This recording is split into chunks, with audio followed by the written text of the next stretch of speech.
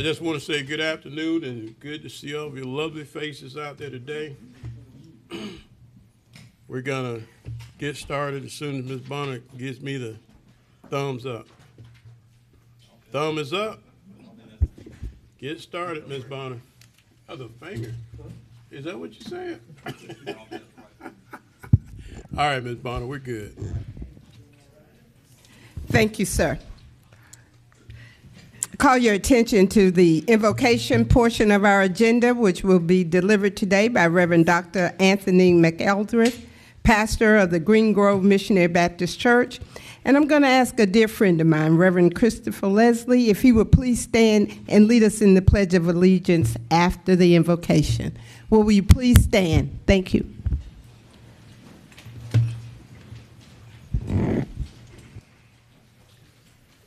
Let us pray.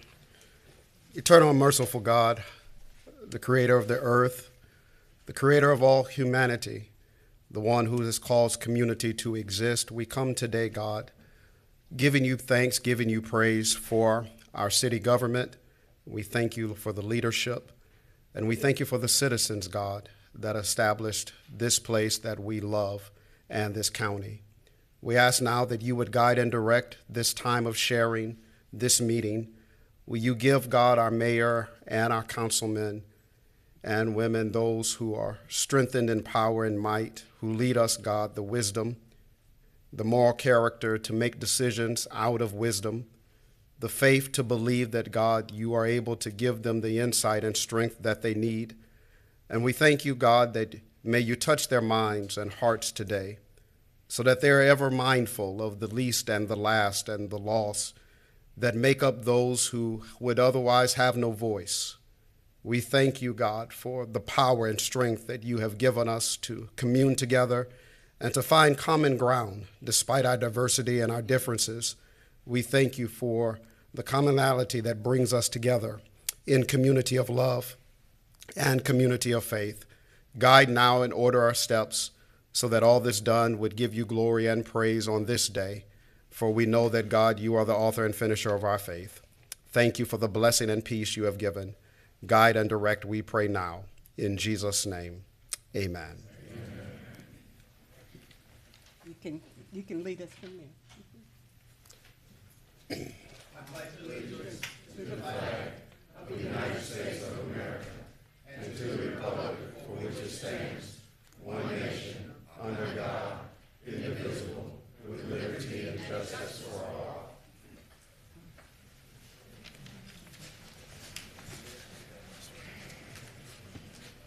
We'll get started. I need everybody to turn their phones on silent. Everybody turn their phone on silent. Appreciate it.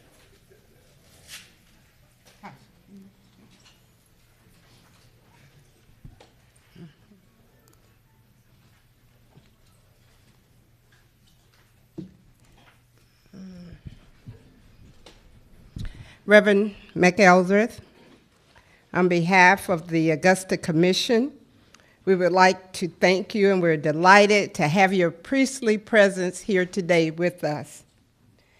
We would like to express our thankfulness to you who felt it not troublesome or an inconvenience to come and pray for us with such a heartwarming and inclusive and gratifying prayer.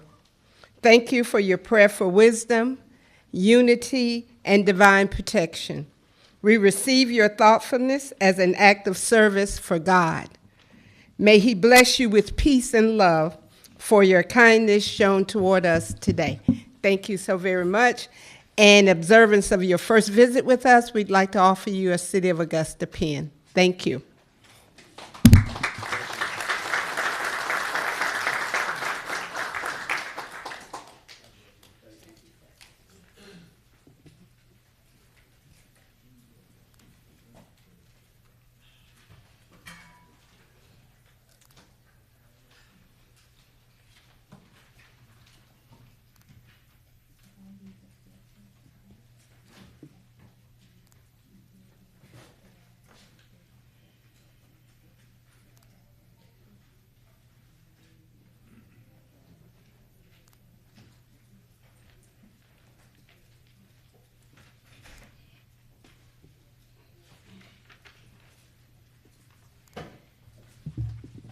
right, Ms. Bonner, which way we going today? Call your attention to the delegation portion of our agenda. Item number A, Mr. Tim Spivey regarding relocating the Kermit Rayford Memorial Monument from present location on Millage Road. Mr. Spivey.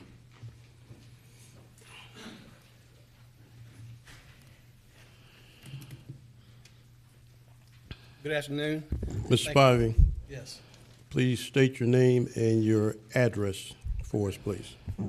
Tim Spivey, 7357 Lakeside Drive, Appling, Georgia. And thank you for having me this afternoon. The reason I'm here is I'm concerned about the location of the Kermit Radford Memorial Stone, which is currently located at Lake Olmsted Field. It was dedicated in 1972 for a man who spent his lifetime helping the kids of Harrisburg, and he worked for like 21 years for the Recreation Department. And in 1972, after he passed away, people took up money and set the stone there.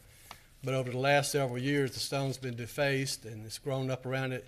So what we're asking is it be hopefully relocated somewhere close to where Chafee Park Gym used to be, where the Croc Center is now, or across the street where A.L. Williams Park is. So that's our request. Okay. Is Recreation Director, Mr. McDowell, here? No, he is not. He's not. Are you familiar? I think Mr. McDowell's been having some conversation with Mr. Spivey. Are you familiar with the conversation? I am not. You're not. So I'm not sure how to help you right now, Mr. Spivey, but I know you've been having some conversation with Mr. McDowell. Right. And has he given you any direction? No, the last time we spoke, he thought there may be some property that the city still owned at the Croc Center area. And he indicated that possibly that if it was approved by you guys, that maybe the Recreation Department can have it moved. I see Mr. McDowell in the back of the room. Mr. McDowell.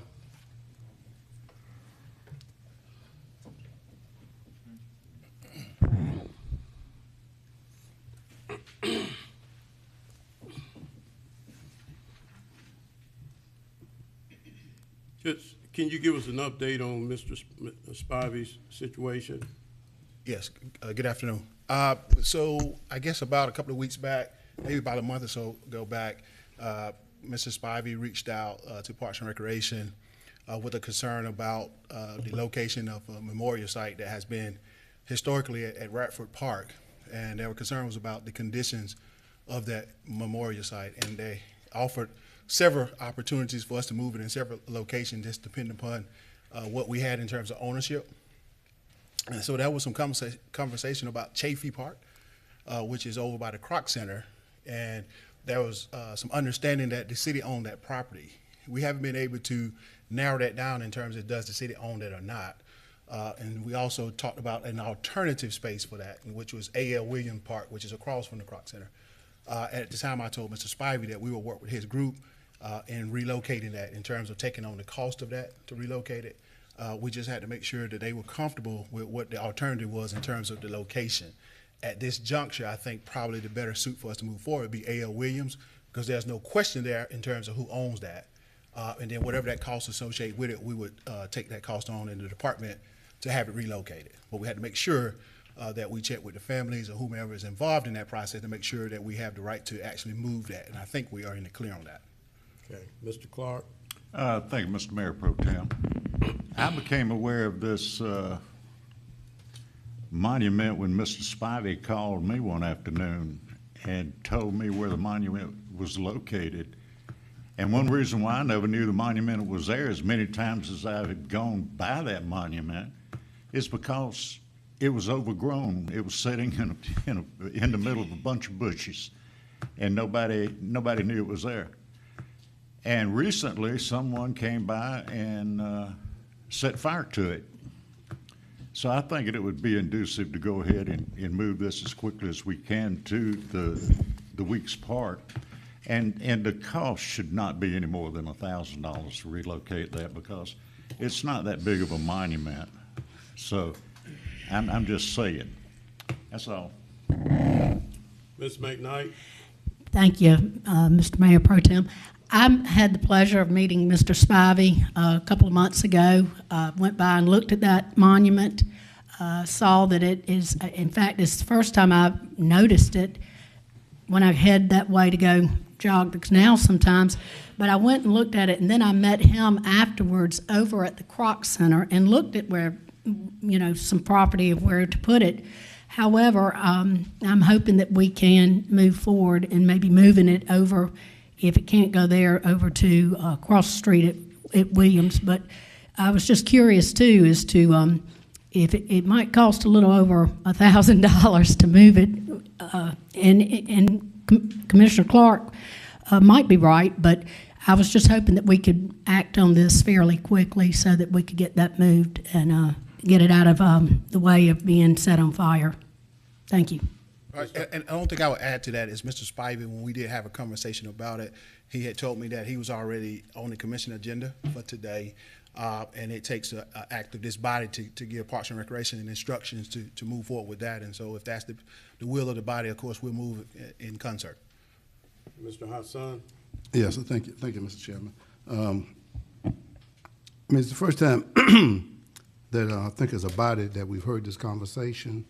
You know, we're in the midst of having we have an auditorium here full of different conversations about different statutes. At some point in time, and once we just arbitrarily start moving, or whether you stop at the cost to the city, one way or the other, I think right now it's premature for us to say that we're going to absorb the cost or anything until we actually see what we're doing. We're agreeing to something in the blind as a body. And if we want to look at it, and that don't mean you ain't doing just what the director is recommending, but at least we ought to see it. And I will say for the record, I don't know how it's appropriate to commit to say that we'll take it out of our budget to do it, and it is not our property, you know. So I'll just say for right now, I just think we don't make a decision, we take it as information. That's been my position on it. Ms. McKnight? Are we allowed to go ahead and make a motion to move it to Williams? Hang on a second. Mr. Attorney?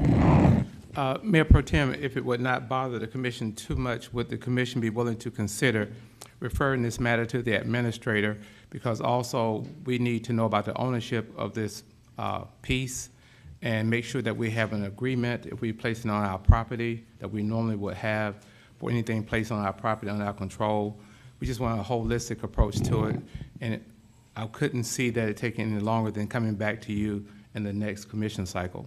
Okay. Is that okay with everybody to refer it to the administrator?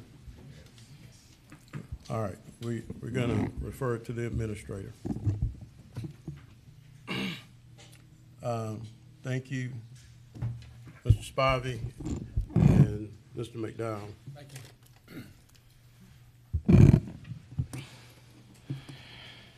Our next delegation, item B, Ms. Venus Kane, regarding the new tax assessments by the Board of Assessors and the increases. Ms. Kane, state your name, your address, and you have 5 minutes. Okay. My name is Venus Kane, 2604 Eastbourne Court, Hepzibah, Georgia, 30815. To the great residents of Augusta, Richmond County, Honorable Mayor Pro Tem Dr. Williams, and our esteemed city commissioners, I stand before you concerned with the process of evaluating property in our city and the appeal process. First, many have said I should have taken the small tax increase and been happy. My answer to them was, who does that? I work hard for my money, and giving away approximately $300 without an explanation is crazy. If you don't care, I do. If you don't ask questions, I do. Secondly, I asked a few in my community, some whose homes were paid off, some stated they had an increase, some stated they hadn't received anything from the city. Those still paying a mortgage stated that they didn't know if their taxes went up. Citizens with mortgage will feel the pain when they receive a letter from their mortgage company stating their mortgages have just gone out without the ability to challenge the process. Thirdly, I appealed the process and how my taxes came to the conclusion to raise my taxes when I have known for over 10 years the city was not properly appraising property. It's confusing to me. Lastly, the information used to determine my first tax increase was incorrect. Once the OutData database was corrected, the value of my home rose again. If it was wrong the first time, what confidence do I have it was done correctly the second time? I will attempt to explain my concerns and how I came to the conclusion myself and other citizens have been unfairly treated. The tax assessor increased my taxes, never looked at my property, yet there was an increase in my taxes on outdated information. When the tax assessor assigned to my appeal called me and explained the process and updated the information in the system, I realized the information she was requesting was outdated by 10 to 15 years or more. Yet a decision was made on an increase. The tax assessor's office made a decision on outdated information, sent an estimate, and expected someone to pay without an explanation is mind-blowing.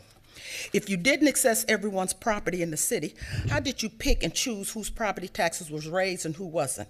As a military wife, no matter where I've lived in the States, property taxes have increased every year, which avoids large tax increases all at once. Why was the tax assessor board and the tax assessor allowed to delay this process for over 10 to 15 years? During these hard economic times, to be allowed to increase the community taxes by hundreds of dollars without notification to the taxpayer or an explanation. I will explain some things I know to be fact. As a sitting board member for many years, we have been hit hard on state funding.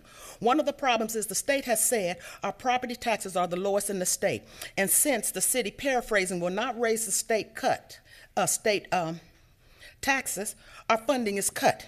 This year, our funding was cut by $7.7 million.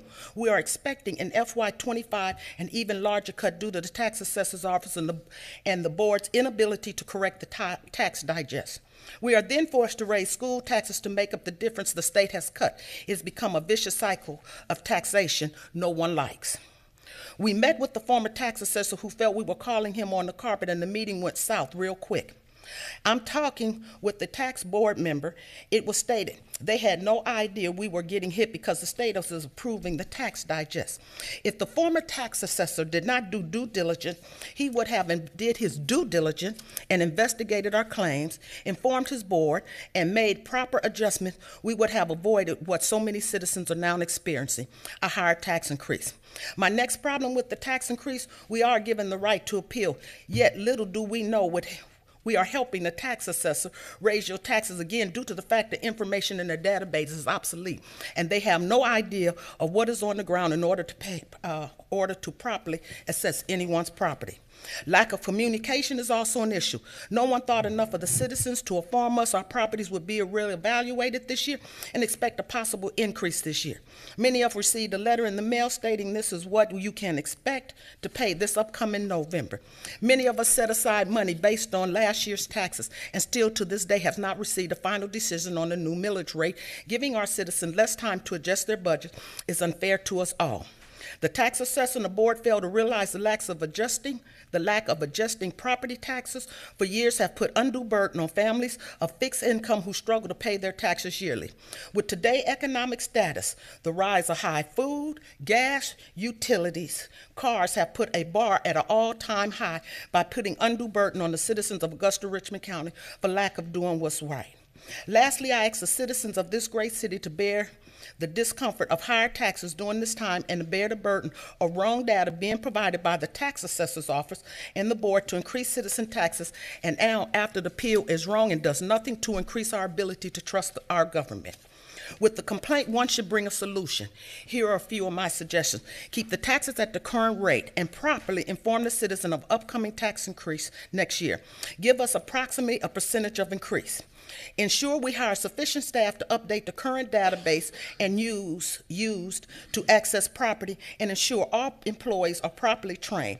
If industry certifications are required, ensure each employee has all certification. 4, ensure we maintain a correct database at all times and use current industry policies and procedures. 5, ensure property updates are captured and inputted monthly to reflect any changes in property. 6, if the tax assessor and the tax assessor's board is unable to make the changes to make the process of taxation equitable, fair, done correctly, and properly, maybe it's time to look at who is representing our tax base. Lastly, have our chief financial officer from the Board of Education sit as an ex-official on the Tax Assessors Board to ensure the city is kept informed on changes in funding, which is direct correlation to the property taxes, which is affecting our funding. It has been said nothing is guaranteed but death and taxes. Well, I believe this to be true today. With modern medicine, death can be peaceful. In today's world, taxes should not be painful. Thank you.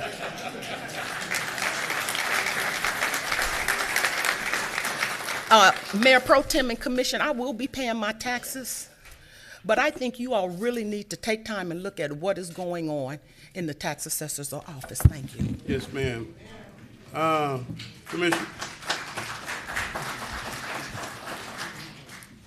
Commissioner Clark. Thank you, Mr. Pro Tem. Ms. Kane, I certainly feel your pain because I feel it myself, as do many, many in here. And when you go through the tax on the computer and you start pulling up different properties and you're looking at the assessments and the tax being paid, you have people on Henry Street paying $9,500 a year. You got Regency Mall paying less than $10,000. So you kind of go, what the hell? Pardon my language, but that's what I say. There are people all over the city of Augusta, as well as all over the United States and world, that's having a hard time living day to day. We have people in Augusta with a poverty rate of somewhere around 27%, 28%. I'm not 100% sure of that, but nevertheless, we have a great many people in Augusta that live on a fixed income. Their income stays fixed, but everything else goes up, including their property taxes. Gasoline goes up. That makes groceries go up. Everything goes up. There's people been living in their homes and they're paid for. They've been living in their homes for 50, 60 years and they can no longer afford the property tax. What are they supposed to do?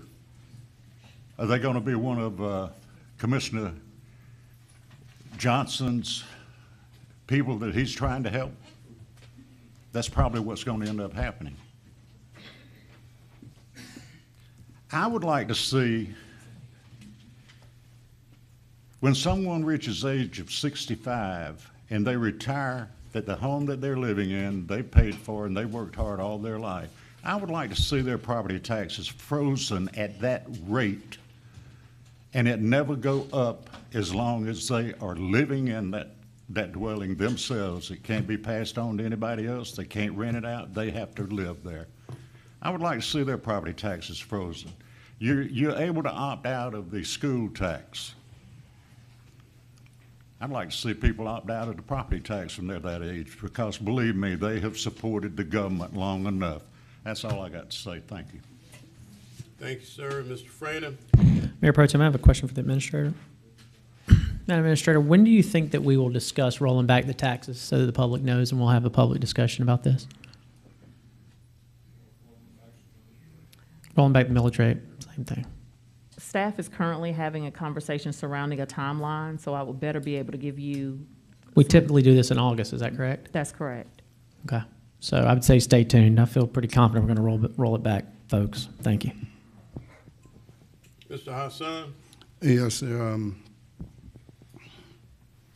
I think we have to be honest with the people too. I think my colleague just mentioned, Commissioner Clark, that is, just made mention that we most of us know when you turn 65 years old and you're a property owner, you don't pay no longer pay your school taxes, which is 2/3 of the taxes that you pay.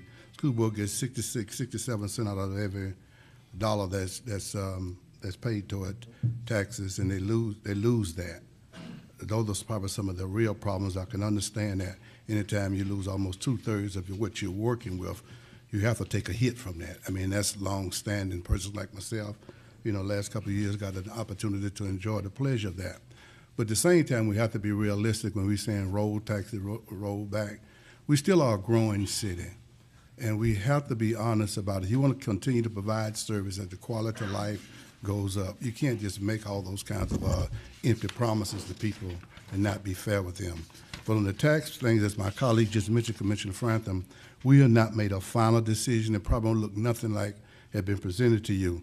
Our assessors have done what they think is appropriate at this particular time. At one point in time, the school board was complaining about we were not doing the taxes. Now, we all know across the country, taxes are going across the country because you have these investors, these Wall Street investors, buying up property, causing everything to shoot up across the country, not just here in Richmond County. But we got an opportunity to try to make some of those corrections, but at the same time, we're not going to be told to be able to correct that. And to say that we're going to do a rollback, I think is a little bit premature as well, because we hadn't got to that point yet. And we do have one of the lowest tax bases in the state of Georgia, and we also have a tax cap. If we actually raise taxes, we probably got less than a middle that we could actually raise your taxes. So let's not cut our nose off to spite our face at the end of the day. We have to be honest with the taxpayers. We're going to cut all our legs from under the rate that we're talking today. Thank you, Mr. Chairman. Okay. Thank you. Any other comments? Any other comments? All right, next item, Ms. Bonner.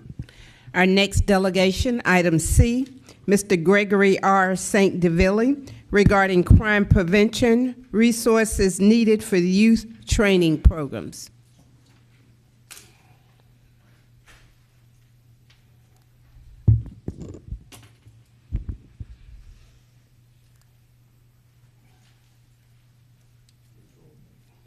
Sir, you can go right there. Yes, sir. Good afternoon, everybody. Sir. Mr. Mayor, commissioners. Hang on a second, sir. I'm right here in front of you. Right here. Oh, okay. Right where your finger's pointing. State your name, your address, and you have 5 minutes. Yes, sir. My name is Gregory Richard Senville. I live at 4126 Old Winsboro Road in Hexibur, Georgia. I want you to listen very carefully because my accent might be deep, so it might be a little difficult for maybe some of you to understand it. But one of the main reasons that I came here, I've been trying to come here and talk about crime, not only in Augusta, not only in Georgia, the United States, but universal. And the thing I want to do, I want to approach each and every one of you because I want to give everybody a challenge, including every commissioner and every parent right here, mothers, fathers, uncles, aunties of our new generation.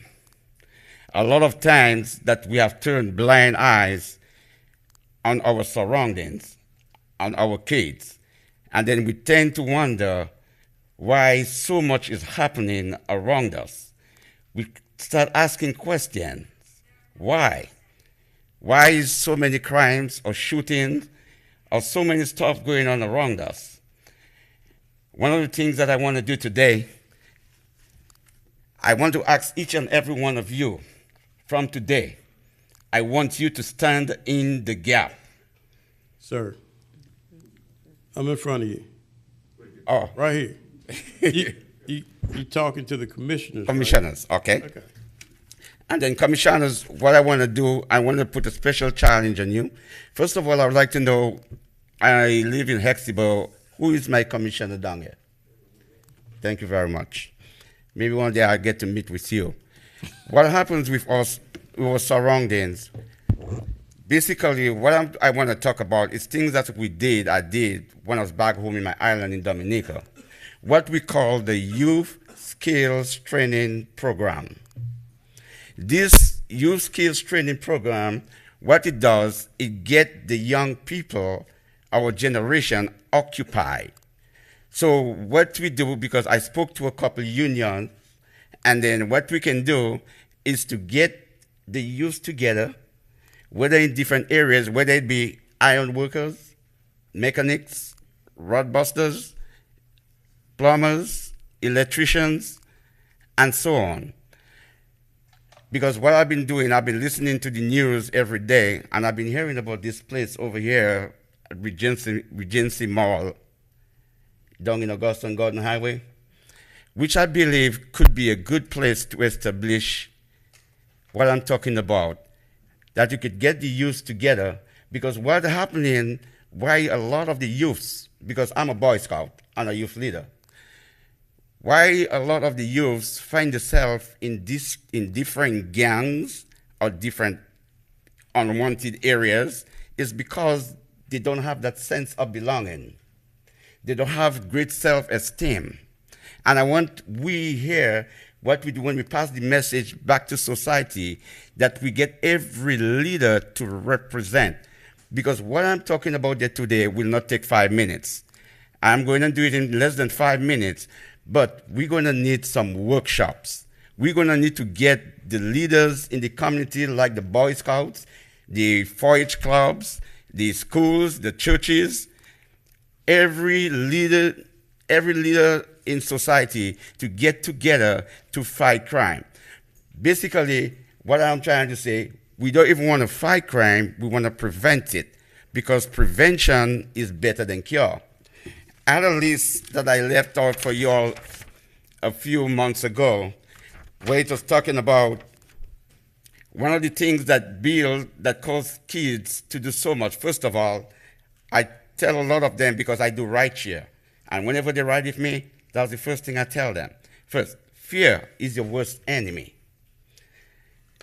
You be a leader and not just a follower.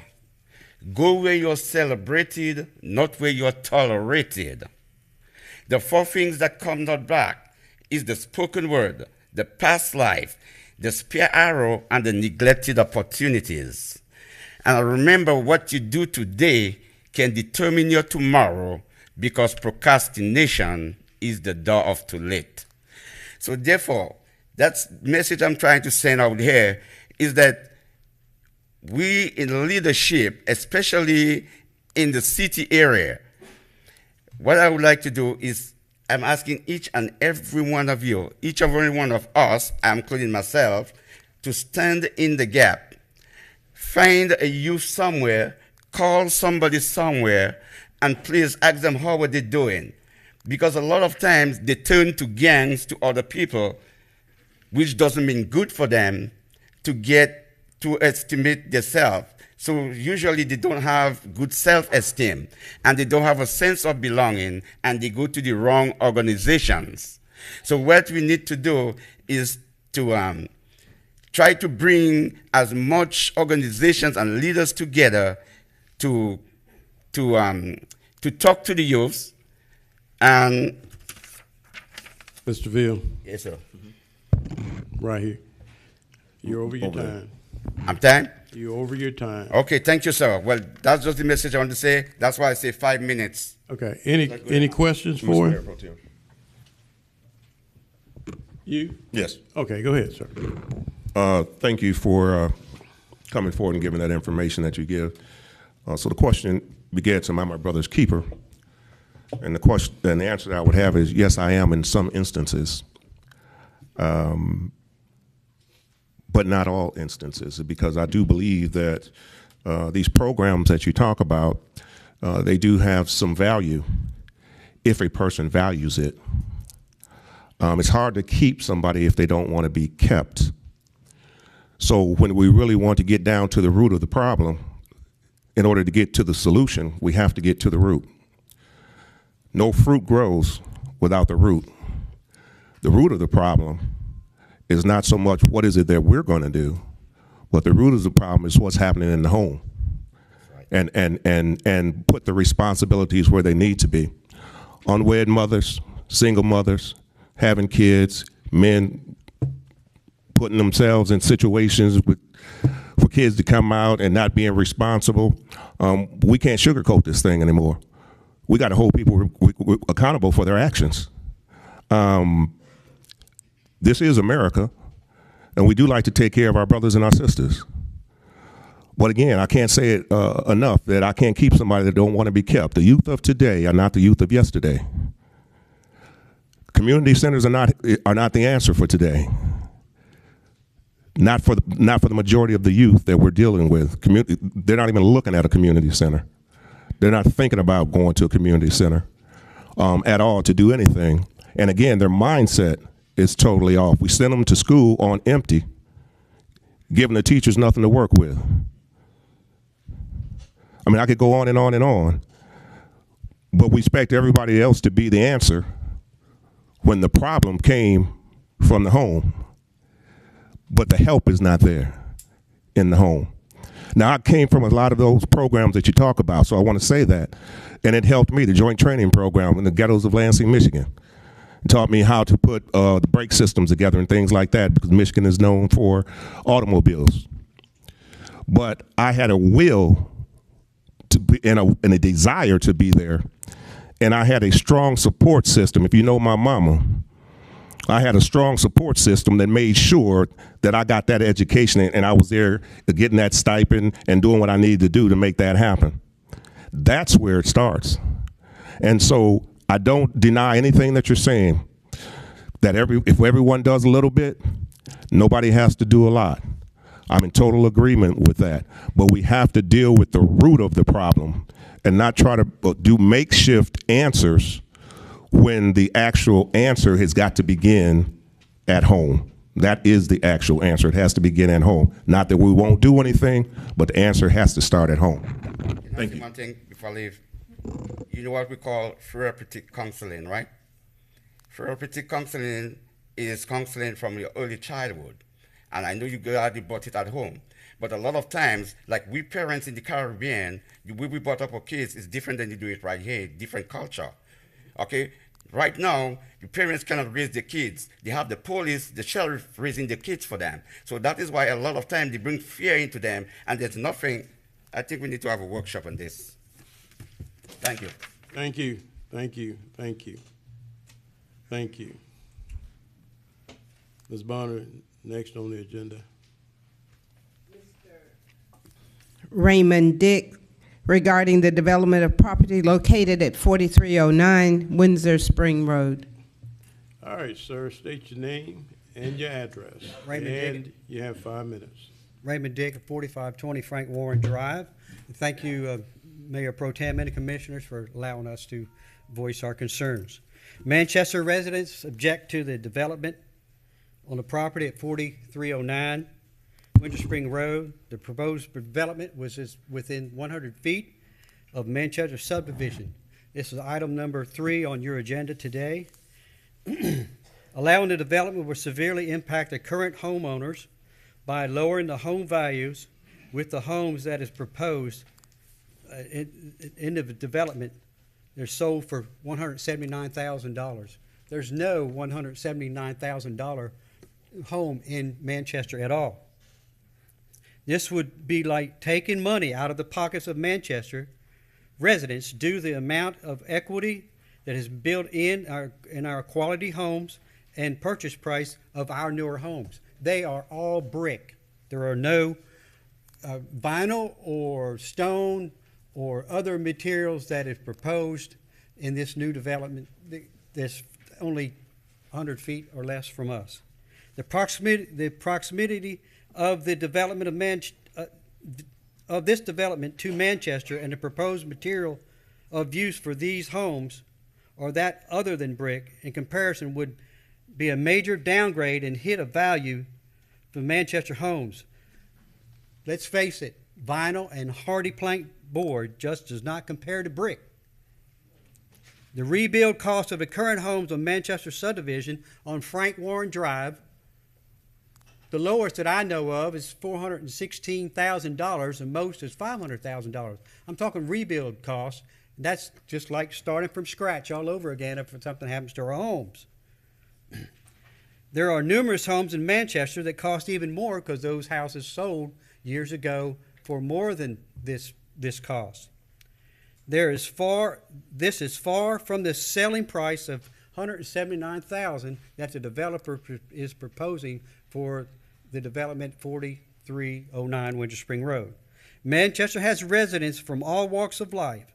Some working at Fort Gordon, others work at Plant Vogel, Savannah River Plant, or Savannah River Site, Augusta University, the VA, and all of the other, probably Piedmont Hospital. Some of these residents are active duty servicemen. Many of our residents are retired veterans, and of that, a high percentage of the veterans are disabled vets. This proposed development is flawed in several ways other than the building materials previously mentioned. The density of homes is over 5 homes per acre.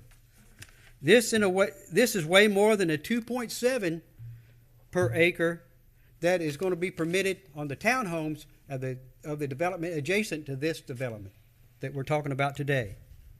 The street design is a one-way street, which is an oval with a cul-de-sac. There is not another cul-de-sac or street design in Augusta of this type. The street will dump into Winter Spring Road, and anyone who's wanting to go north on Winter Spring Road has to go south first and do a flip at Diamond Lakes Way. This can be a danger. Furthermore, there is a proposed alley in this street design that needs a special exception by the Planning Commission, which they never granted in their approval of their plan. If it was commercial property, it doesn't need it. The residential alleyway in this design needs special exception. That was never granted. Furthermore, on item 3, it talks about a undisturbed buffer of 10 feet to the west end. The west end is on the Manchester side. That was never agreed to. The agreement was 20 feet of undisturbed buffer. The holding pond is on the southwest corner of the development and will be in the site of residents of Frank Warren Drive. The holding pond's overflow will connect and drain into the existing stormwater drains that are in that area for Southampton, which ends up in the holding pond on the corner, which is for 3 other developments, not including this development. Mr. Dick, Yes, sir. you're done. Your 5 minutes Over are here. up. I'm sorry. Hang on a second. We got some questions. Mr. Mason. Thank you, Mr. Mayor Pro Tem, and thank you, Mr. Dick, for coming forward. This is an item that is on the commission agenda. I do plan to pull it so that we can have further discussion in reference to this particular item. But I would like to know, and I want to do the clerk's thing, the number of folks that We're are going to actually- get there, sir. Okay. All right. So with that being said, we will have this discussion, and I will definitely take what you have said, and I would ask that you remain here in the audience. So when that does come up, I may have a couple more questions for you at that particular time. Yes, sir. Thank you. All right. Any more questions?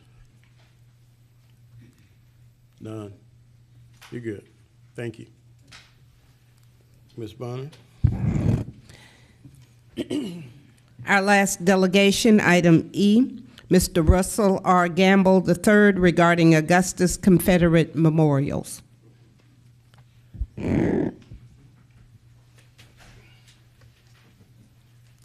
My name is Russ Gamble. I live at 2842 Helen Street, Augusta, Georgia. Thank you, Commissioners, Mayor Pro Tem, for allowing me this opportunity to speak today. All right. You got 5 minutes. Got it.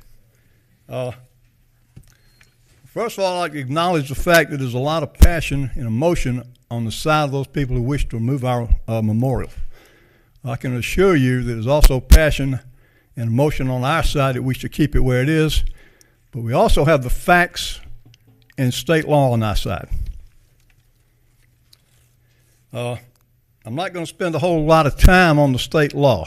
Y'all have a copy of a letter from Mr. Martin O'Toole, one of the attorneys we're working with, that describes the penalties and liabilities the city would face should they decide to move the monument. So I don't want to spend my time on that. I'm sure y'all have got a copy to the city attorney, and y'all will decide based on that letter and the other considerations of the cases that are in court now.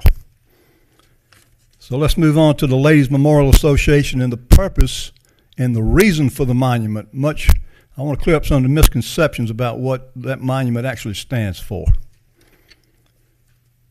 By the end of the war in 1865, over 200,000 soldiers lie on battlefields and were buried in shallow, unmarked graves by their local inhabitants, or they were actually left in the open where they fell to decompose or be ravished by animals. That's one of the reasons that the Ladies Memorial Association started immediately in 1865 to give a fitting memorial to these soldiers who lay in unmarked graves far away from Augusta, Georgia. There are those who want to attack our monument and link it to some kind of a lost cause or some kind of Jim Crow era laws or even to bigotry and racism. The facts don't bear this out. If you're interested in the historical record, I know Mr. Gallucci is. If you're interested in the historical record, the minutes and archives of the Ladies Memorial Association are available at the Maxwell Library at Augusta University campus. There's nothing mentioned except the desire to honor their sons and brothers and husbands and uncles and others who fell in battle. That is the reason. That's the only reason given, the only reason you will find. That is the reason that the community of Augusta, including the black community, and there's a historical record of donations by them to the Ladies Memorial Association.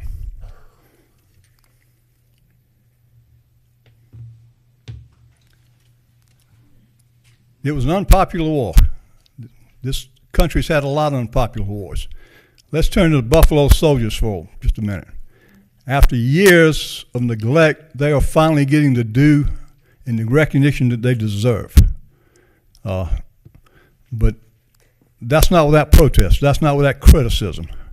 In fact, when the state of Texas wanted to make a Buffalo Soldier license plate, now these guys, the 9th and 10th Cavalry, 24th and 25th Infantry Division, 18 members of those units won the Medal of Honor.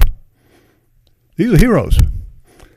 But when they wanted a license tag for them in the state of Texas, Mr. Stephen Menendez, who runs the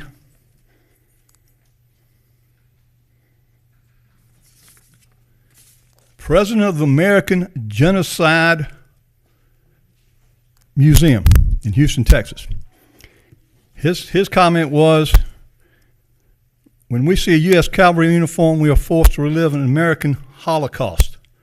In response to that statement, Senator Rodney Ellis, who is both Native American and black, replied, I believe Mr. Menendez's problem is with the American government, not the Buffalo Soldiers.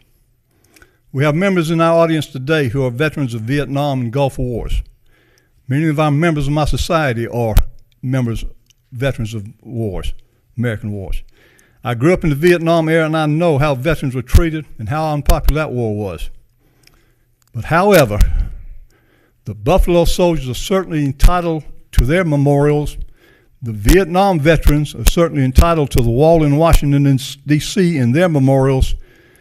And the dead soldiers of Augusta, Georgia, who fought for the South are certainly entitled to their monuments. Let me end with this. When the Buffalo Soldiers were getting a monument, well-deserved monument at West Point, the model for that monument was Sergeant Matthews. That monument was opposed to by the American Indian Movement, AIM. And when the granddaughter of Sergeant Matthews heard that, her response was simple. Everybody has a right to have their story told. And that's what we're asking here today. We want the right to have our story told. Thank you for y'all's consideration and giving me an opportunity to speak today. Thank you, sir. Amen. Amen.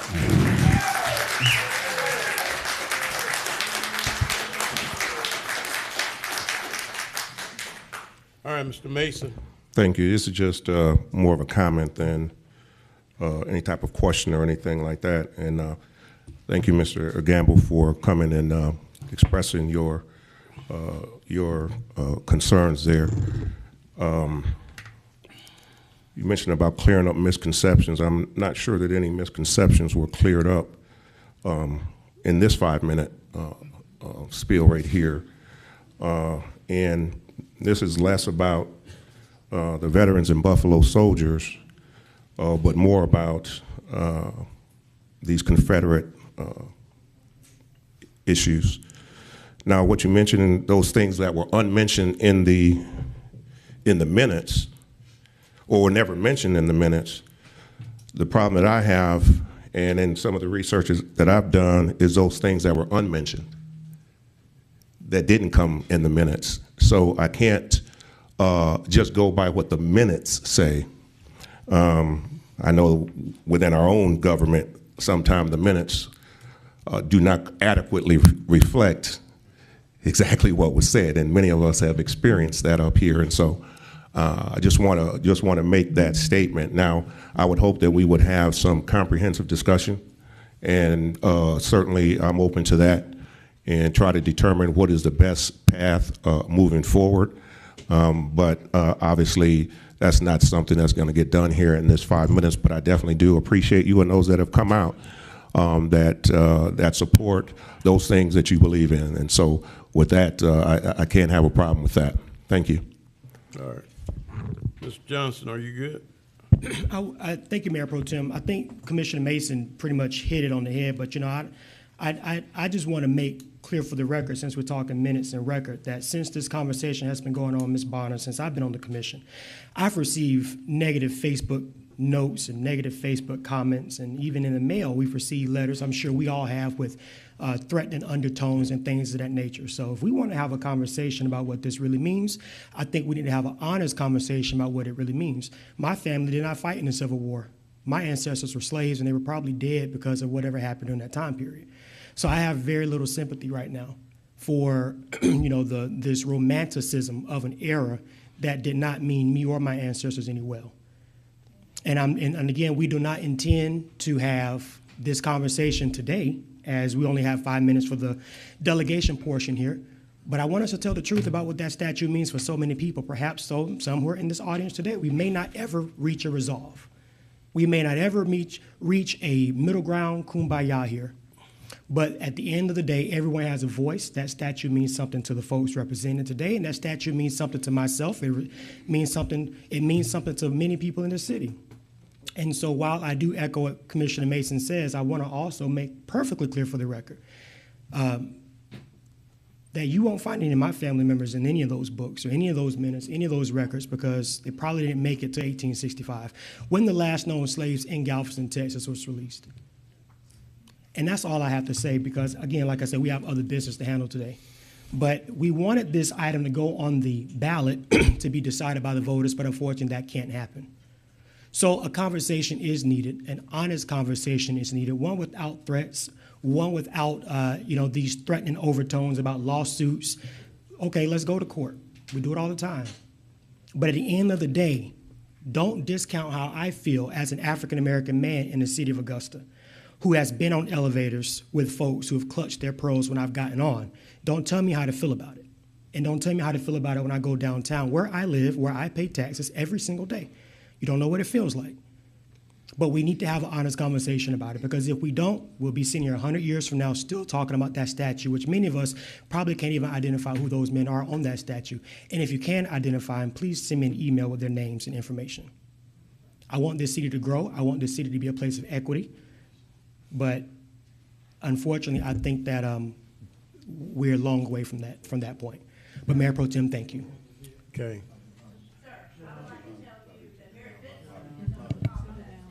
Ma'am, you're out of order, ma'am. You're out of order, ma'am. You're out of order, ma'am. All right.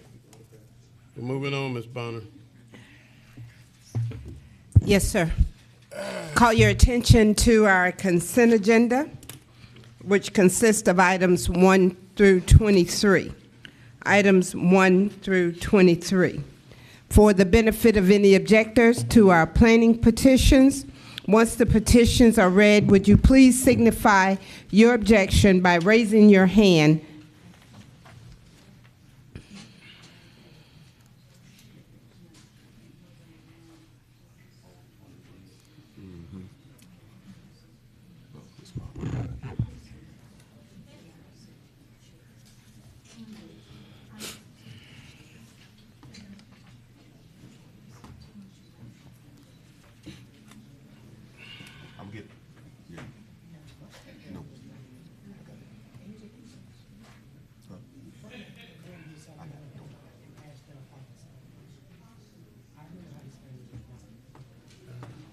said it clear. You can't walk in the shoes. I mean, I can't walk in the opposite shoes without Okay. not being able. Call your attention to item number 3.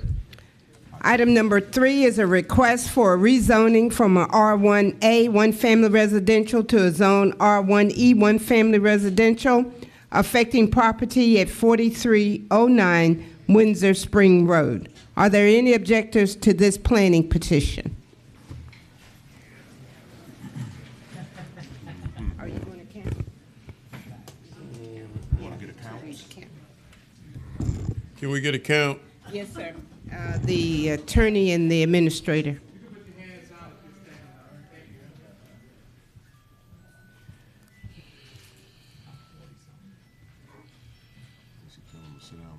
Now, these are the people that want it done, right, Ms. Bonner? No, sir. These are the These are the objectors. You about to have a riot. You about to have a riot up in here. Oh, no. You about to have a riot up in here.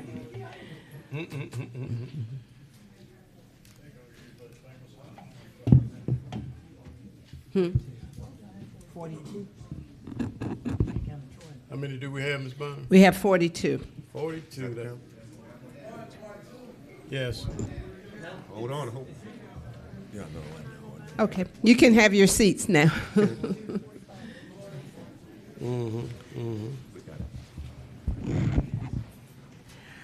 Item number 4 is a request for a rezoning from a zone R1A, one-family residential, zone light industry, and zone heavy industrial to zone light industrial, affecting property located at 1810 and 1812 Gordon Highway.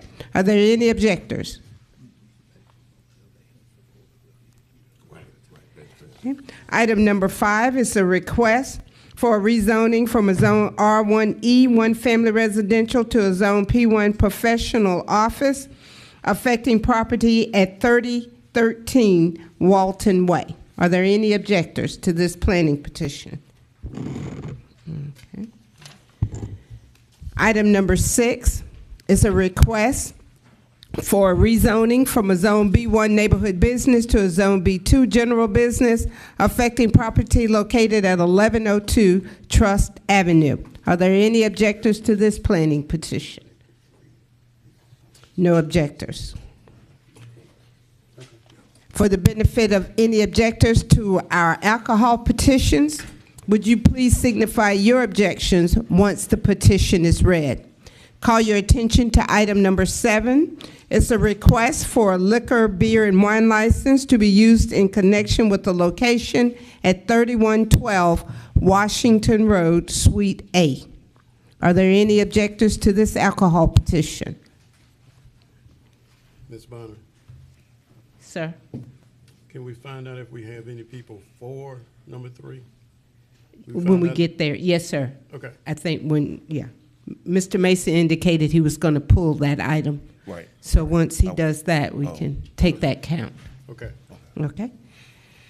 Call your attention to item number 8, a request for an incidental alcohol license, consumption on premise beer and wine, and a retail package beer and wine license used in connection with the location at 1124 Broad Street.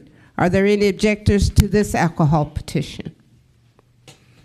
Mm-hmm.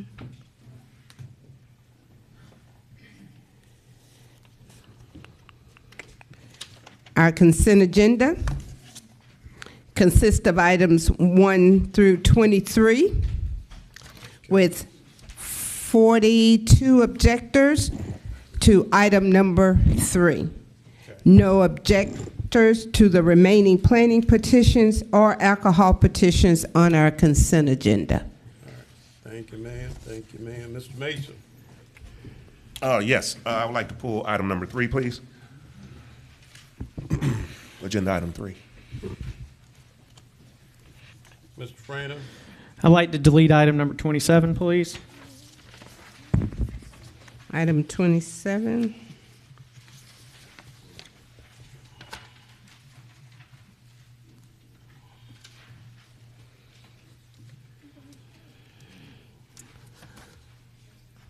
So, Mr. Mayor Pro Tem and members of the commission, item number 26, the petitioner did not attend the committee meeting as well as not being able to attend today. So license and inspection is asking that this item be deleted. Okay. Okay. All right, anybody else? Commissioner Scott, anything on there?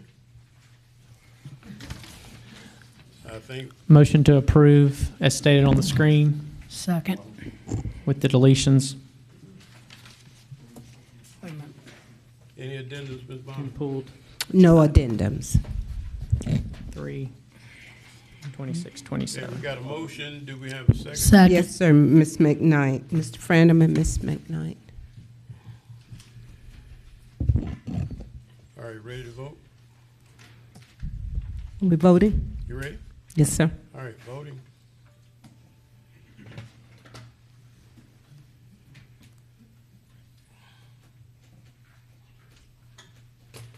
Is Mr. Garrett out? Okay. I need you, Mayor Pro Tem. I got you. I got you. All right, Mr. Johnson.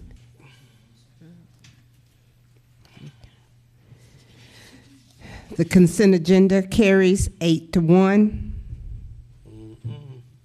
with Ms. McKnight abstaining.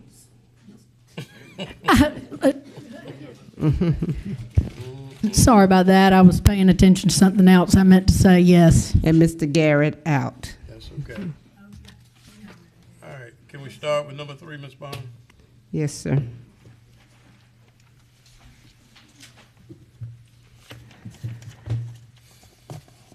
Item number 3 is a request for concurrence to approve a request for rezoning from a zone R1A, one family residential, to a zone R1E, one family residential, affecting property located at 4309 Windsor Spring Road.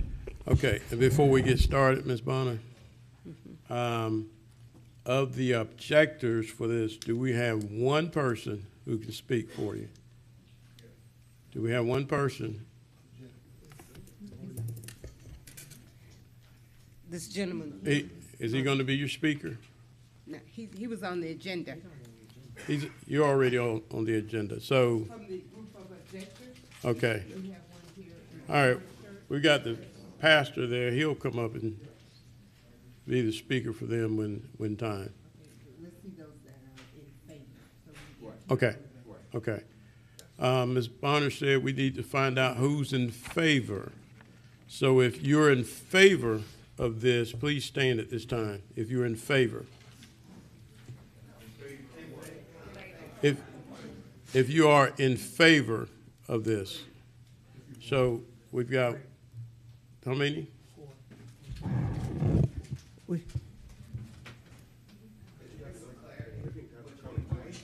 Okay, let me state this one more time. If you are in favor of 3, of the planning please stand. petition. So we have 1, we have 2, we have 3, we have 4 people who are in favor. Thank you, sir. Thank you, ma'ams.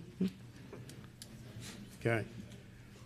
All right, Ms. Delaney. Well, good afternoon.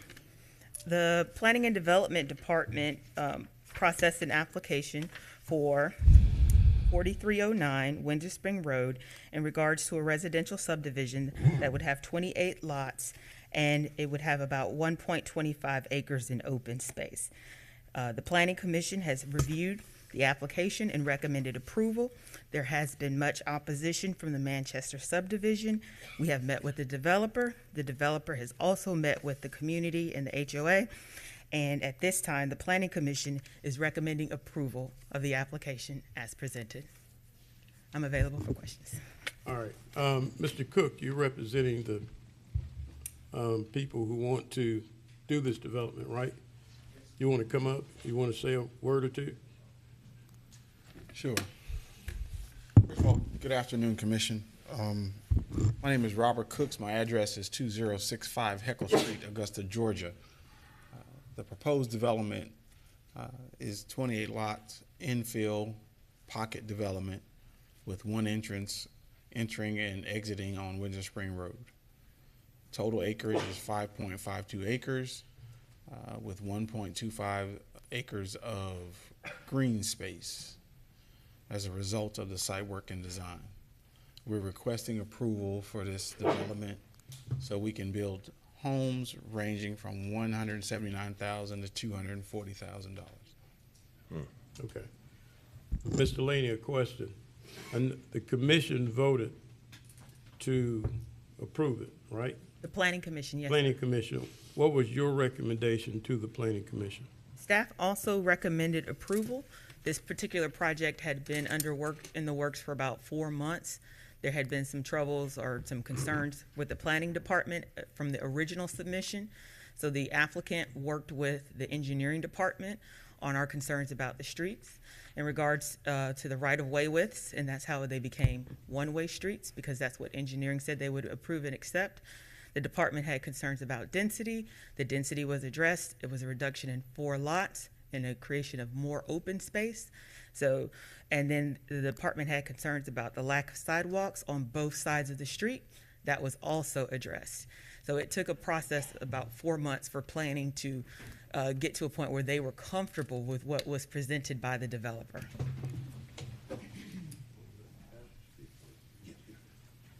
The developer will also have to go through the BZA process for some of the other needs, but at this time, the Planning Commission can only address the rezoning.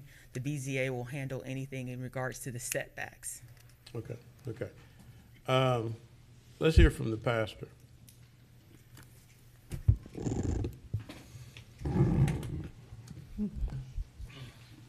He will be representing the objectors. Always brings the Good evening. My name We'll is need Reverend your- Christopher Leslie. Go ahead, sir. Your name and address. I live at 5113 Joe Weatherly Lane in the Manchester Subdivision. I thank you for the opportunity to address each of you. If I did not speak to you directly last night, I am the person who left you that voicemail. I called every one of you. The reason being is simple. I grew up here in Augusta, Georgia. I grew up in the Hyde Park neighborhood. My wife and I, from our investment in Manchester, have a standard of living that we could only have dreamed of as children. To make it very personal, we purchased our home about 4 years ago at the price of $270,000. On April of this year, just down the street from our house, a house that is 400 square feet smaller than ours, sold for $325,000. As a result, our property has appreciated over $100,000. Most of the residents in our neighborhood are around the age of 60 and older. I have no problem with Mr. Cook wanting to make his money. I have no problem with the development at all. What I do have an issue with is this, the comps. Once a house that is so close to ours sells for $170-something thousand, any real estate agent will look at comparables before they could determine the value of the house that you want to put on the market. Once one is sold at $179, that would drastically affect our property value. The fact is, this is my wallet. I have a few credit cards and a little bit of cash in it. But each of you commissioners are positioned in a place right now with your decision on this proposal will affect how much I have in my wallet. I have no issue with Mr. Cook being able to profit with their investment and with the work that they plan to do. I just don't want their profit to be at my expense. So I challenge each of you. You are uniquely positioned to determine whether or not I can keep what I have in my wallet. Thank you for your time.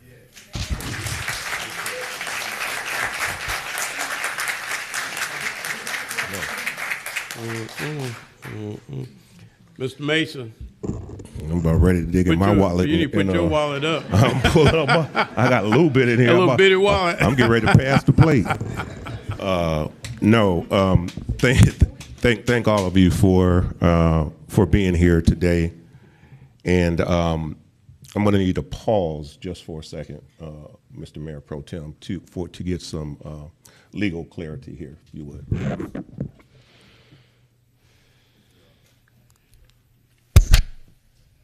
General Counsel? Okay. Yes, Yes, sir. sir. Oh.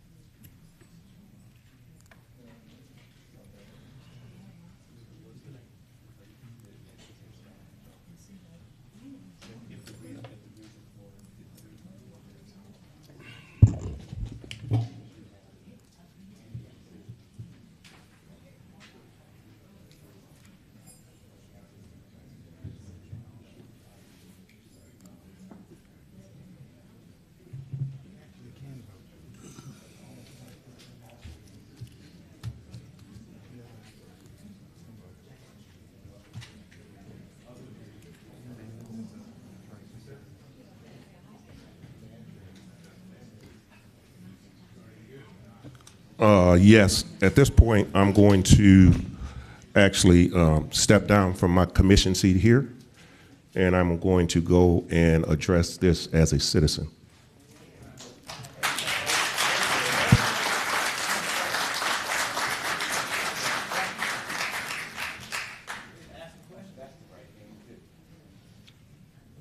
Can we call Mr. Mason to the podium, please, Mayor Pro Tem? I'm just playing. I'm just. Well, I'm just sitting silently because I'm. Good afternoon. My name is. What you're trying to do, but go ahead. My name is Alvin Mason. I live at 4504 Frank Warren Drive. That's Hepzibah, Georgia, 30815. In relation to this proposed development, I helped to set up a meeting with our proposed developer here, and we came out and we gave some suggestions.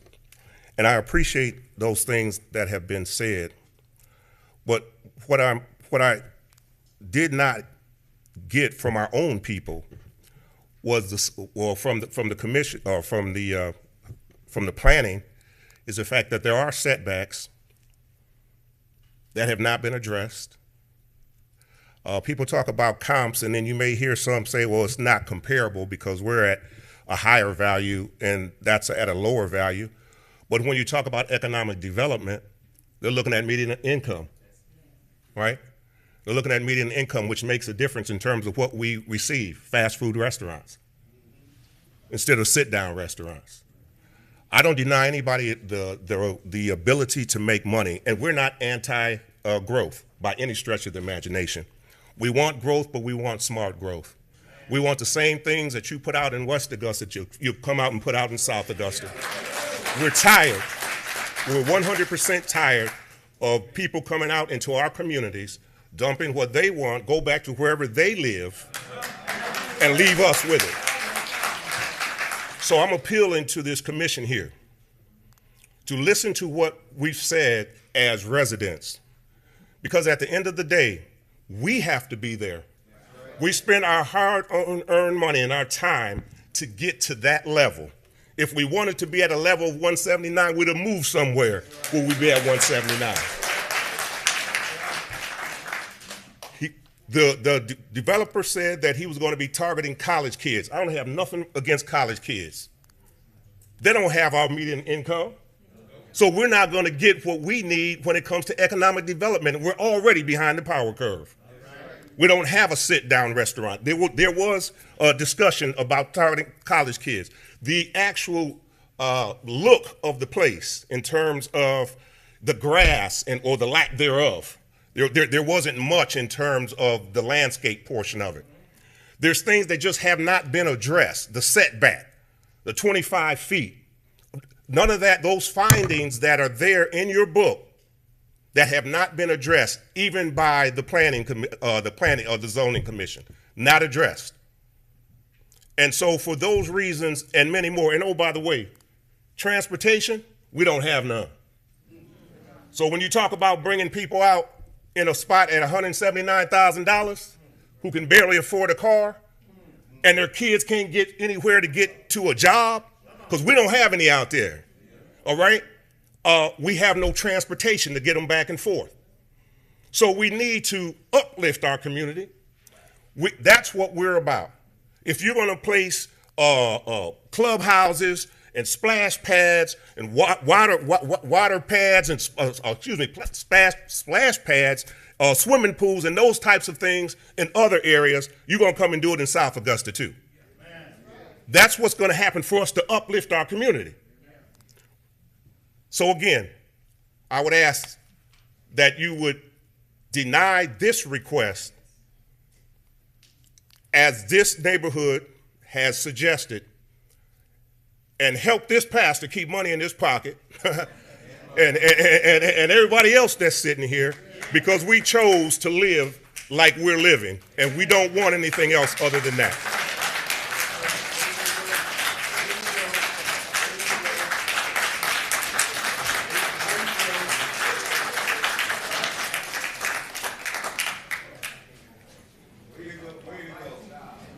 Mr. Cook, do you have anything else? Mr. Cook, do you Yes, have sir. Do you have any other comments, sir? Yes, sir. Go ahead. NIMBYism is a disease. Not in my backyard. Now, there's been made reference to college students, which I don't know where that came from. That probably came from somebody from the neighborhood creating vision for a problem. The reality is that the current ordinances of this county do not afford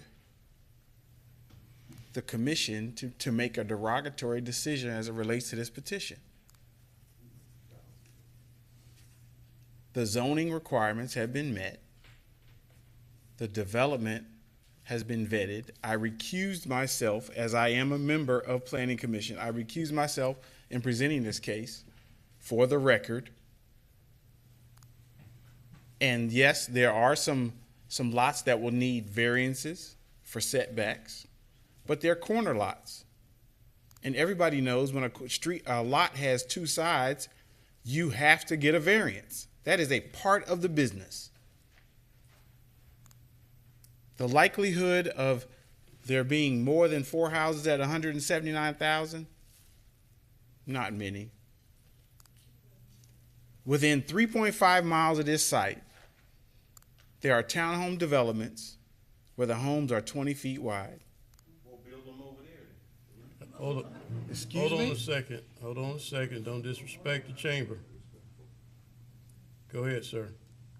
It's apparent there's a lack of understanding of what's happening around them. And I asked the commission to consider my case as presented for approval. Thank you. Yes, sir. Mr. Dennis Williams? Mayor Pro Tem, I asked the attorney a question. Sure. Being that the Planning and Zoning Commission has recommended approval, what would be the commission's position legally if we disapprove the request? Commissioner Williams, the commission is not bound by the Planning Commission's decision. It serves as a recommendation. The reason that you have it, though, is that they have the opportunity and the time to go more in depth in terms of a proposal. And it was created so that you did not have to go into extreme details in a lot of proposals. But it's up to each commissioner to decide if they're going to give that recommendation weight. I would say, however, is that more telling is what your planning department has done. And if you had questions, it will probably be best posed to your planning department. Thank you. Okay. Seeing no more conversation, I need a motion on this one. Mr. Pro Tem. We got to. Okay, Go thank ahead, you. sir. I have a question for the, I always side on the part of the neighborhoods. I fight diligently for the neighborhoods because I don't think all growth is good growth. And I'll be fighting a development coming out to West Augusta in the next few weeks that they're back for the third time. One thing that really also questions, and Mr. Cook, it's not a personal issue with me. I want to make that clear right off the bat. I have a problem with the neighborhoods not wanting it and it being forced on them. I also have a problem when there's only one entrance in and one entrance out for emergency vehicles. That can create, if I'm not mistaken, Chief, quite a problem at times. It's like a gated community that don't furnish a key to the gate.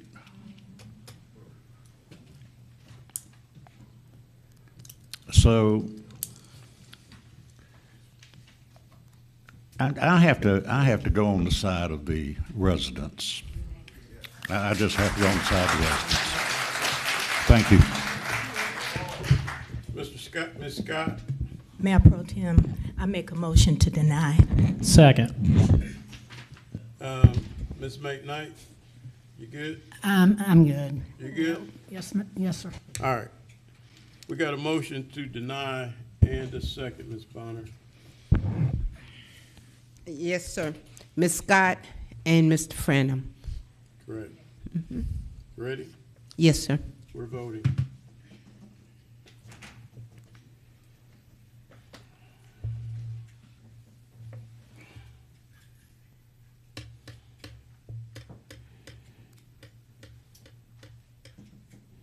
Ms. Scott, you, okay. And Mr. Dennis? Okay. What you say, leave him alone? He need a moment.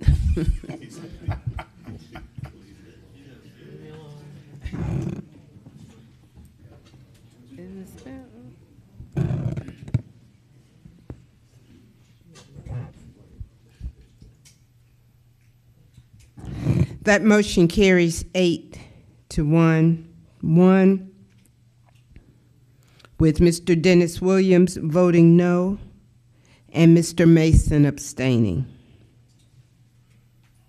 All right, there you have it, guys. All right.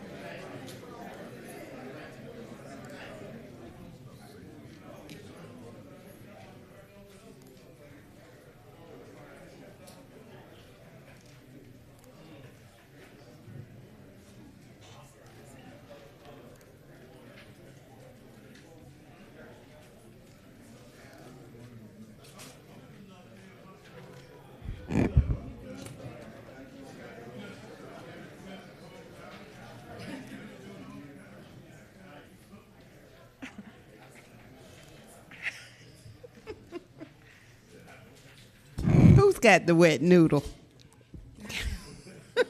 I'm trying to get it off you, Ms. Bonner.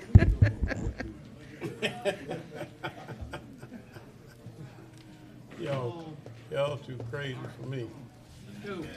Where we going, Ms. Bonner? To the regular agenda, we have 2 alcohol petitions we need to consider. Ms. Walton?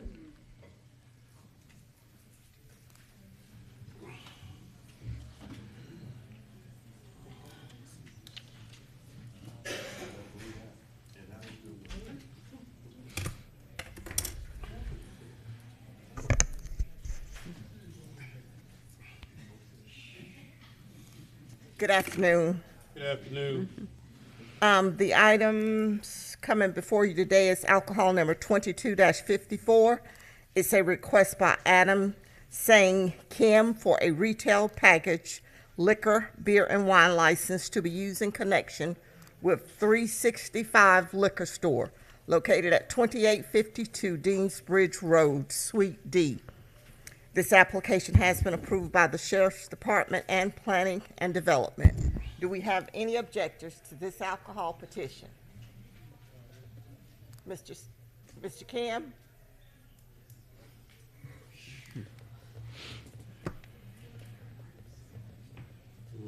State your full name and home address. Hello, Adam Sang Kim, and I live on 3722 Walton Way Extension, Unit 32.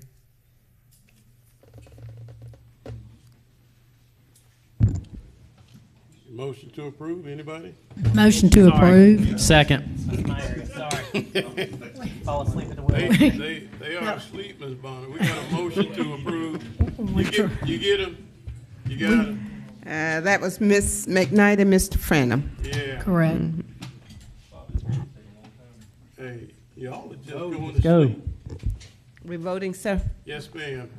They look like they've already voted. Well, we started, yeah. Euler. 9 and 10, Clark. All right. It's unanimous. 10-0. Thank you. All right. We got another one? Yes, sir. Is Mr. Tangiel in the chamber? Nope.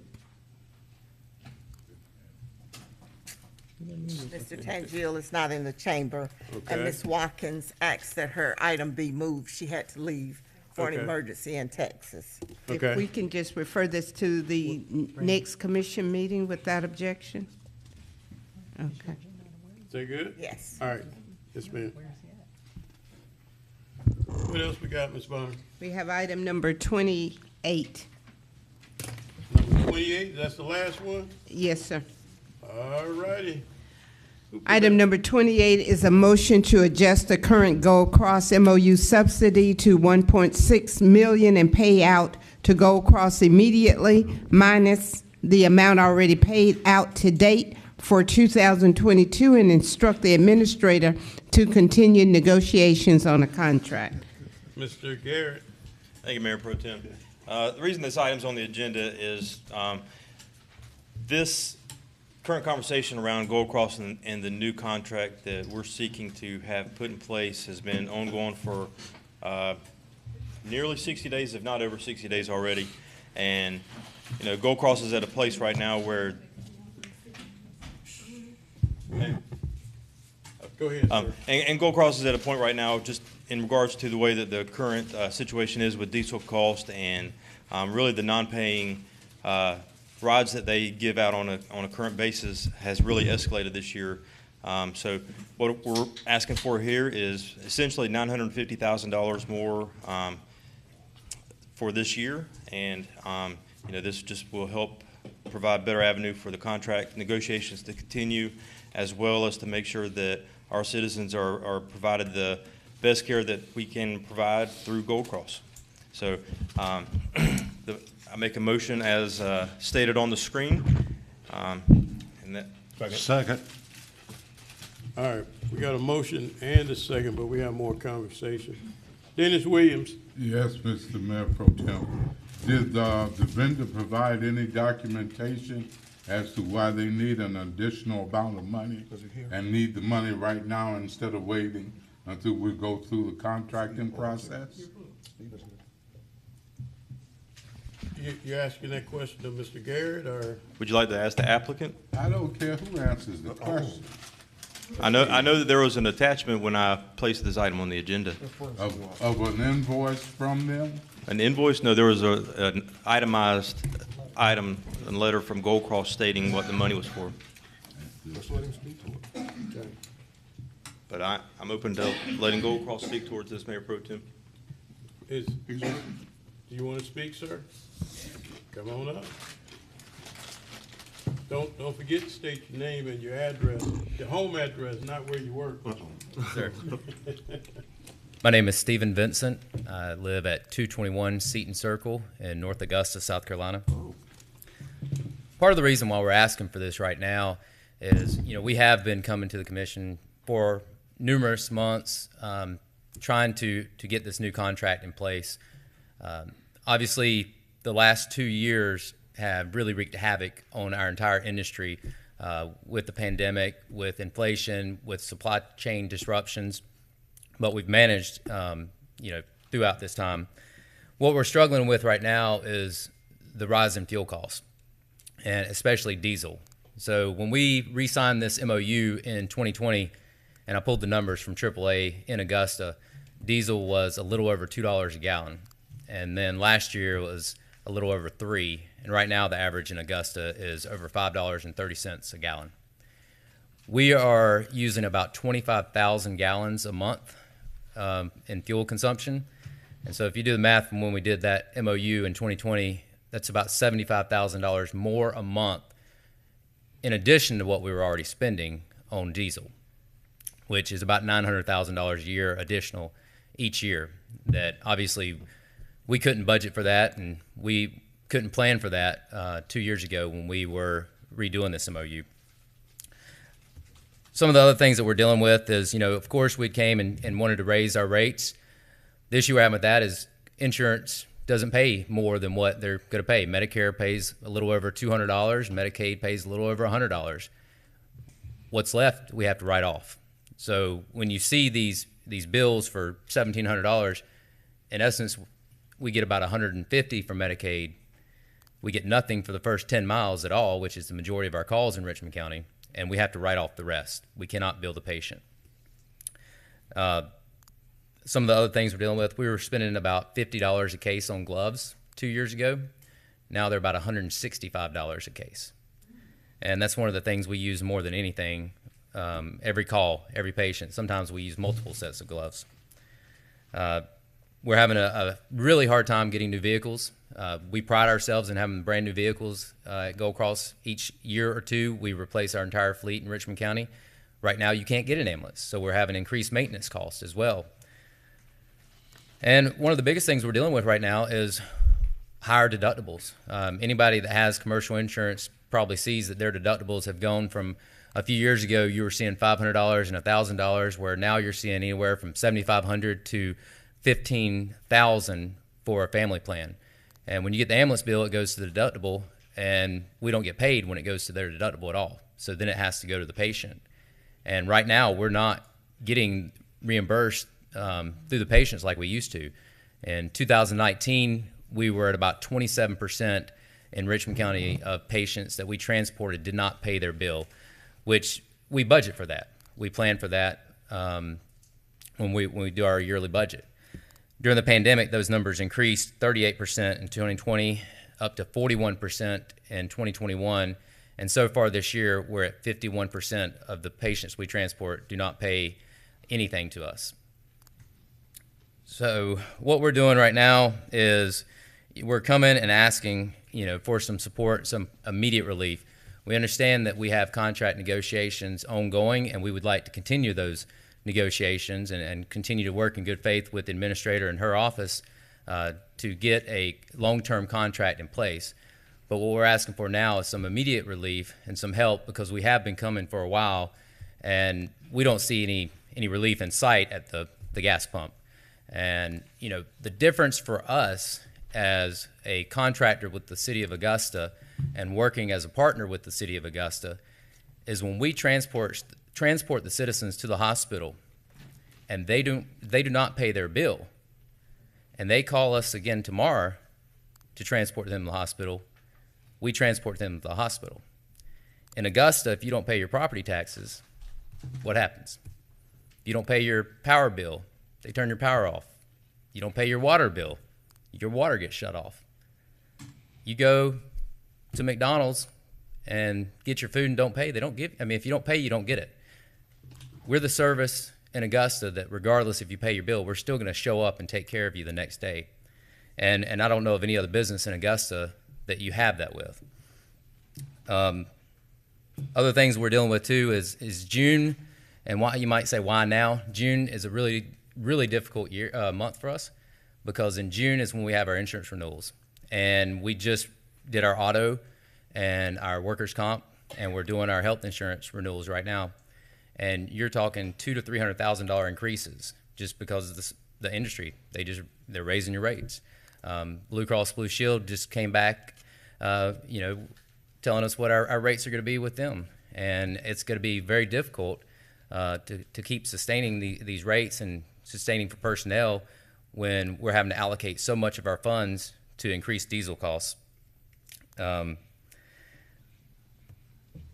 Other than that, like I said, reimbursement is very stagnant in our industry, and there's a lot of good positive things on the horizon with Medicaid reform for ambulance service providers, but we're looking at probably that being in place in about a year. They are working on what's called an upper payment limit, but that's just something that's not an immediate relief for us. Thank you.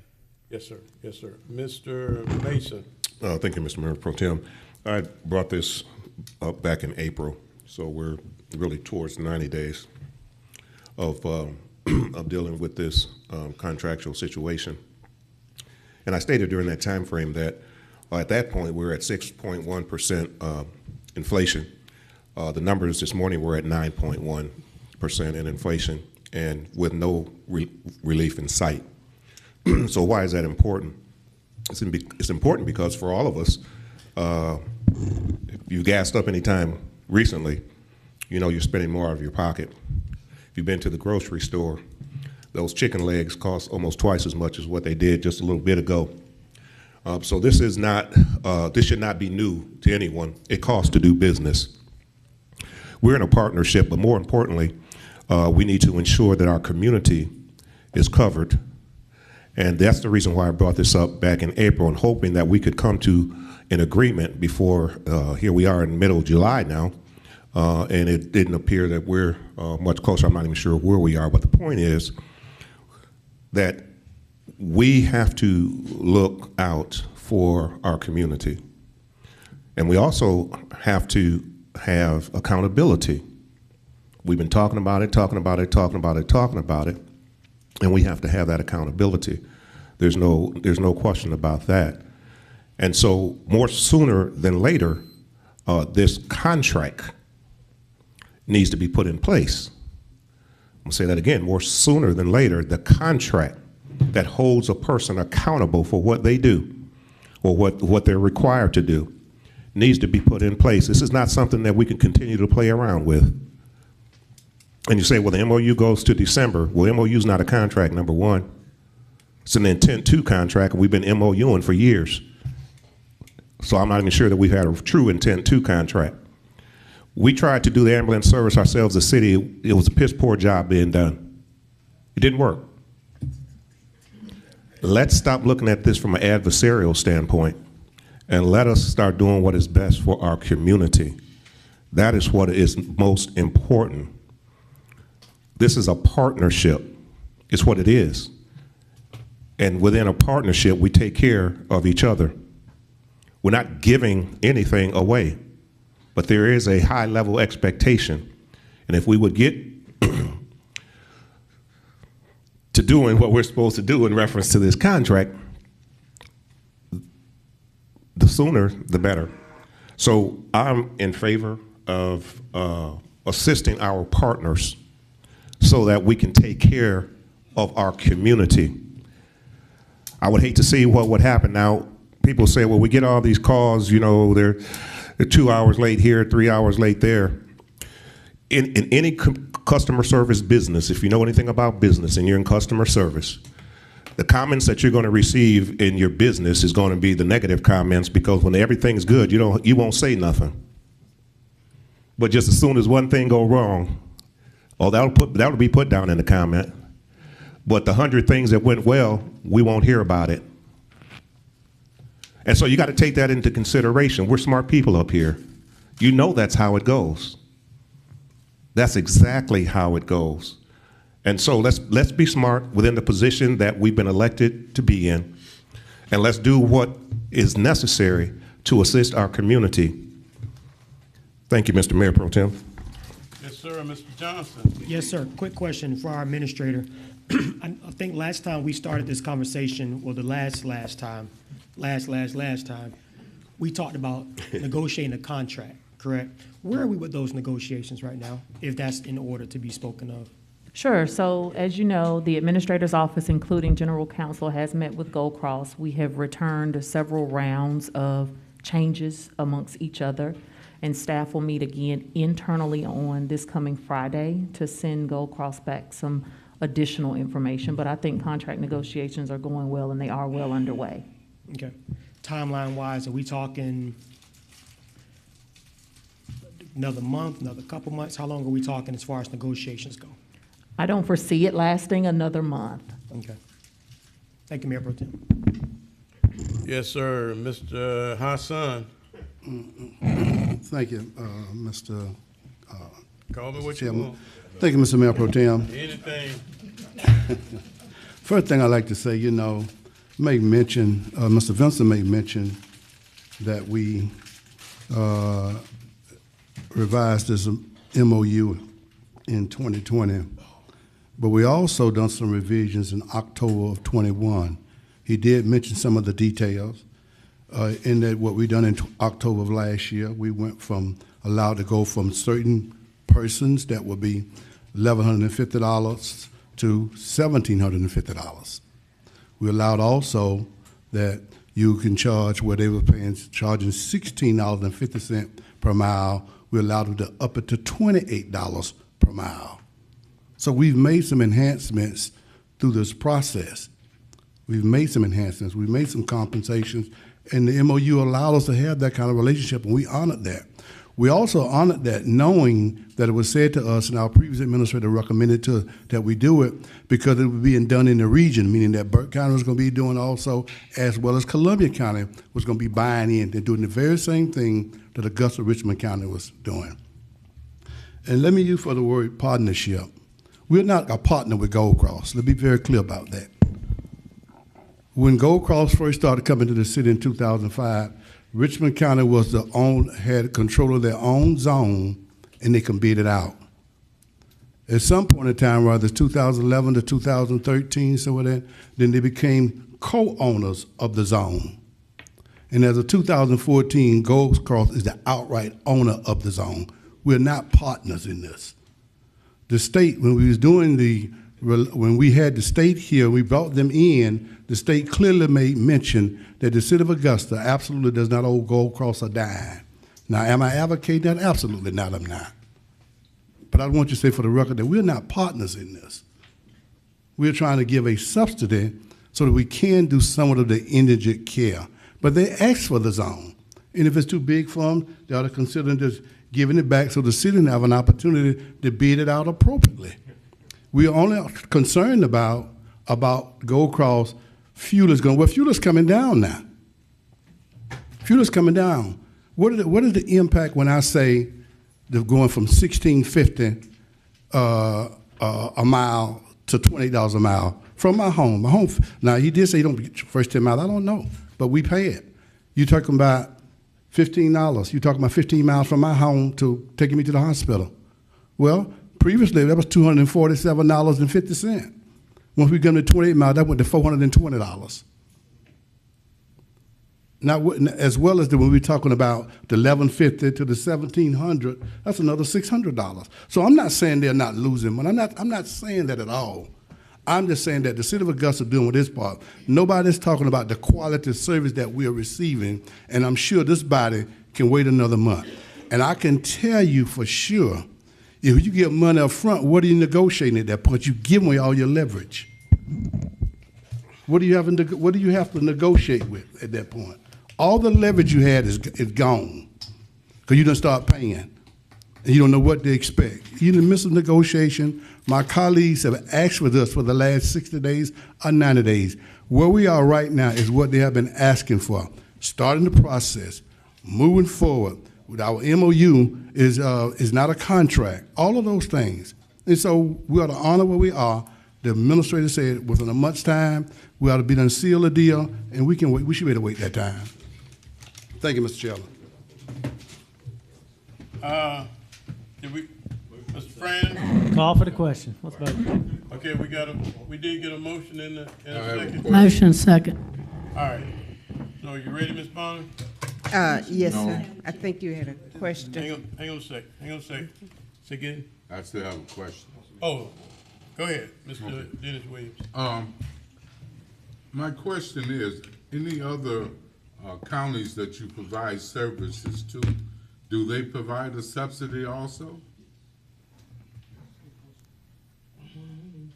Yes, they all do. They all do. So is that many poor folks in Augusta? Okay, one other question and I'll be through, Mr. Mayor Pro Tem. Yes, sir. Do you have any agreement or partnership with the ambulance company? What's the name of it? North Star? South Star? South Star. Yes. Yes. And do they bill patients for Gold Cross or directly They bill themselves. for themselves? Yes. They're a separate entities. They have their own ambulance license. Right. And they bill for themselves. Okay. But Yes. Purchase them, right? Correct. thank you. All right, any other questions? The administrator. Hey, hang on a second, Mr. Administrator. Mayor Pro Tem, I would like for the commission to add some clarification to the motion to include some financial data. If this will be a one-time payment or if it will be added to the subsidy going forward. And two, what will be the funding source? Mr. Garrett? This is a one-time payment for this year only. The funding source will be ARP funding.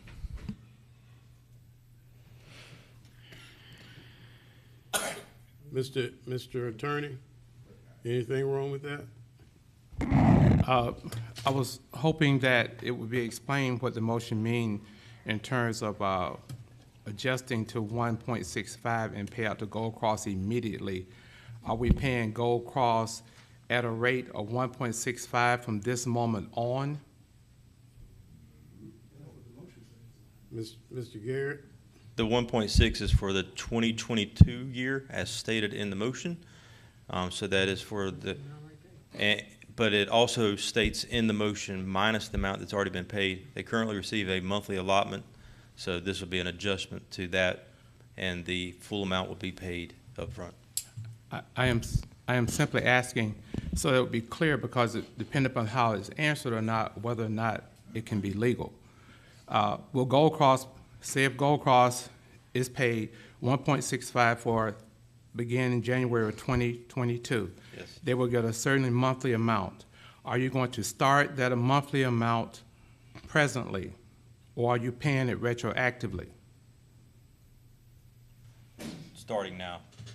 Starting now going forward, Gold Cross will be paid at a rate of $1.6 million per year, starting now going forward. No, it's only for 1 year. As I stated, it's only for 2022.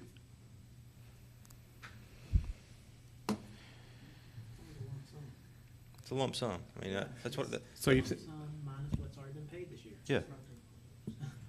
It's not overly complicated. I mean, it is a lump sum. I would just say this: if this commission pays Gold Cross $1.6 million for the entire year of 2022, and it serves as a retroactive payment for the parts that they did not get that rate up to this point, you will be given a retroactive payment. You cannot do that because that would be a gratuity. You can pay them going forward, but if you contract for a price with any government, you cannot later change the price that has already been earned or gone past. But you can contract it going forward. But this isn't a contract. This is an MOU. That's part of the problem. That's legally not correct, sir. It's an agreement to pay money that both parties have. They perform the service. We are bound. Once a person performs service based upon your representation and they relied on it and it's reasonable, such as Gold Cross has, the city does owe them. Have we not made rate adjustments to this MOU before? Yes, it can, but it has to be going from the point of the adjustment going forward. That would be perfectly fine. I just do not want the commission to create a gratuity without being aware of it.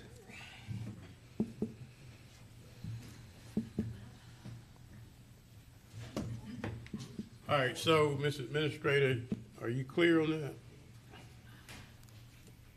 It just says going forward. Yes, we are clear. Okay. Is everybody good?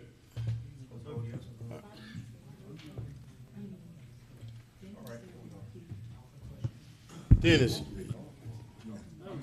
you out? Yeah, I'm out. All right, so we're good? All right, Ms. Bonner.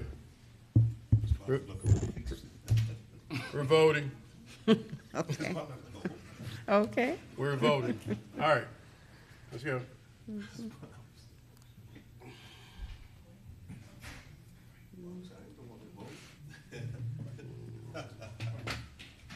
No whispering down there.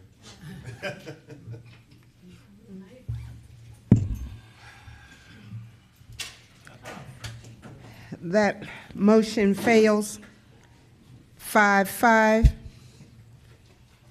with Ms. McKnight voting yes, Mr. Mason, Mr. Franham, Mr. Garrett, and Mr. Clark. Voting no, Mr. Johnson, Mr. Dennis Williams, Mr. Bobby Williams, Mr. Ben Hassan, and Ms. Francine Scott. Ms. Bonner, hang on a second. Ms. Bonner. Did you need to see us before we go? Yes, sir. Once you adjourn the meeting, it's not a part of the. All right, so. Can I get a question? Hang on a second, Mr. Hassan. Yes, I just want to say, just want to find out among my colleagues, just for clarity, I believe probably for the administrator here, the August the 3rd was something that we agreed to some time ago to do this, what is it, workshop or what have you? Yeah, budget. The budget that have you. And so with that being said, it had been some that she probably thought that she can get 100% of us down. Hang on a second. Hang on one second, sir. Yeah. Okay. Mr. Hassan got to stand down. Anything else? All right, if you're not going to Colorado, bye. All right, meeting adjourned.